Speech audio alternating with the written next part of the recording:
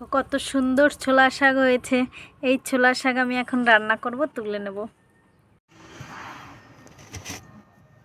কতগুলো তুলে নিলাম, এইভাবে সব কটা তুলে নেব। দারুণ হয়েছে কিন্তু, আর খেতে যা লাগবে না শাক।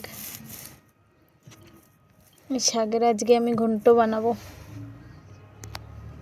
দেখো, ছাদের থেকে তো শাক নিয়ে আসলাম, ধুয়েও নিয়েছি, আর এখন শুধু রান্না করব।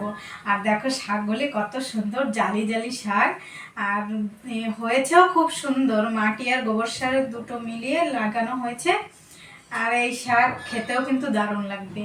আর ছাদে যা গাছ লাগিয়েছি প্রত্যেকটা গাছই সুন্দর হয়েছে, আর অনেক ভালো লাগে এরকম গাছ হলে। কড়াই গরম হয়ে গেছে, এখন আমি দিয়ে দেবো সর্ষের তেল। আমি দিয়ে দেবো রাঁধুনি, কালো জিরে, জিরে আর শুকনো লঙ্কা। দিয়ে দেবো রসুন কুচি, কাঁচা লঙ্কা। এখন দিয়ে দেবো জিরে বাটা আর আদা বাটা। কুচি করে রেখেছি শাক দিয়ে দেবো। দেখো কত সুন্দর করে কুচি কুচি করেছি। এখন দিয়ে দেবো স্বাদ মতন লবণ, সামান্য একটু হলুদ। এই বাটিতে এখন আমি 2 চামচ চালের গুঁড়ি দিয়ে জলে গুলে নেব। আমি পাতলা করে গুলে নিয়েছি, এই জলটাই দিয়ে দেব। শাকটা একদম বেশি ভাজা ভাজা করব না। দেখো আমার প্রায় ভাজা হয়ে গেছে, আর 2 মিনিট ভাজা করে নিলে হয়ে যাবে। এখন দিয়ে দেবো আমি চালের গুঁড়ি।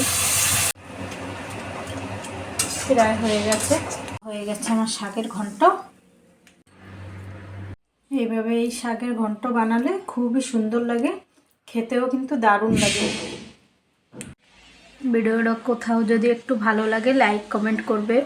বাই বাই, দেখা হবে নেক্সট ভিডিওয়ে।